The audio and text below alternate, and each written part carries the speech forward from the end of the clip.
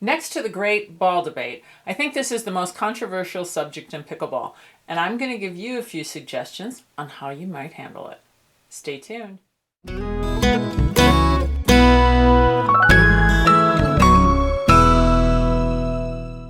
Hey everybody, it's CJ Johnson. Next to the ball, I think that this is one of the most talked about things happening inside of pickleball. I was in the pickleball forum on Facebook the other day. Just in case you haven't been there, it was a group that Aspen Kern started a while back, and there's probably 11 or 12,000 of us crazy pickleball players over there talking about all things pickleball, so make sure you join it. But what caught my attention is this one particular post had 198 comments. The post centered around playing with people who are better than you and playing with people who aren't so good. Let's say you're the person who wants to play with a better group of players. What are some ways to do that? Well, here's a couple of my recommendations.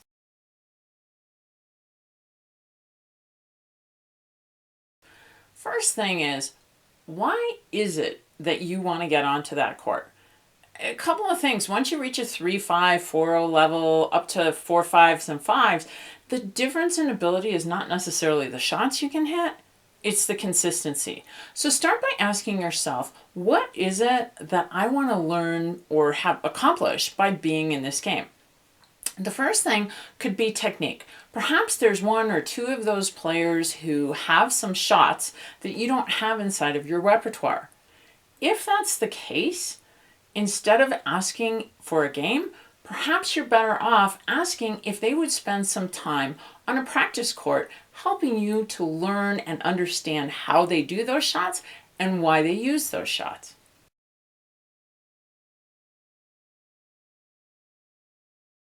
Perhaps you have a couple of teams who move really well together and seem to always cover the court and get back to the ball. If you're looking for some suggestions on court positioning, you might ask one or two of those players to watch you play a game and make some suggestions based on how they see you moving.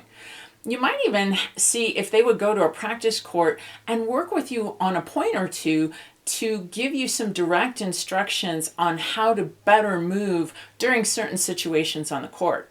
Oftentimes, you'll find that much more helpful than the one or two tidbits that you might get during the course of the game.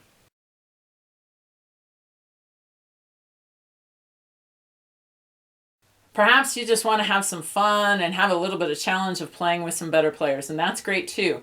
Then it becomes a question of timing.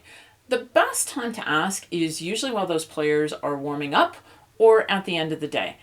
Try and avoid the middle of a full heated games. That's when players are really focusing and perhaps playing their best and having their most fun, maybe getting their workout in.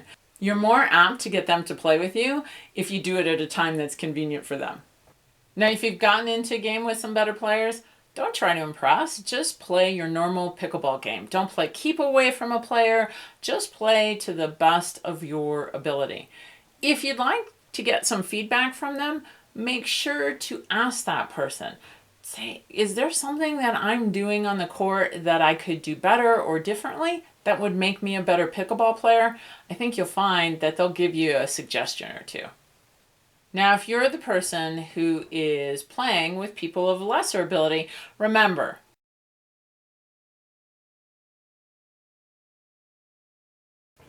a couple tips for playing with people who maybe aren't quite as good as you.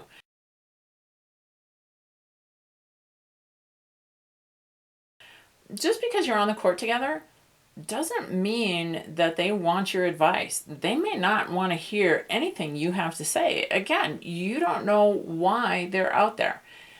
What you might suggest to them is something like, if I saw something that I thought could improve your pickleball game, would you want me to tell you?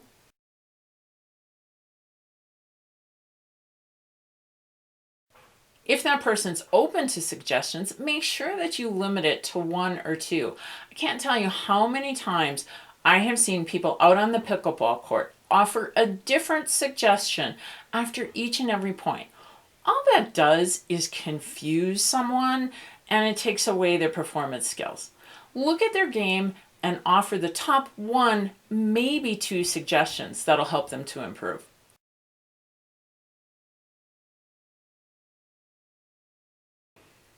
Lastly, look at this as an opportunity for you to get a little bit of practice in. Perhaps you've been working on that off-pace serve, maybe a lob serve that's very high and deep, or you're working on placement. One of the challenges that I like to do for myself is I need to keep the ball in play. And if I'm going to hit a winner, I have to hit it at half speed. I can't do a full speed winner. That forces me to use some angles and hit some shots that I might not readily use and that I might find useful later on.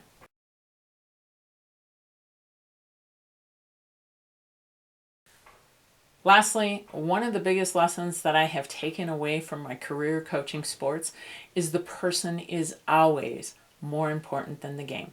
Make them feel good about who they are, because you never know when you're going to be the best player on the court or the worst player on the court. People will always remember how you made them feel. Be kind to each other, because together we can train smart, live bold, and age well.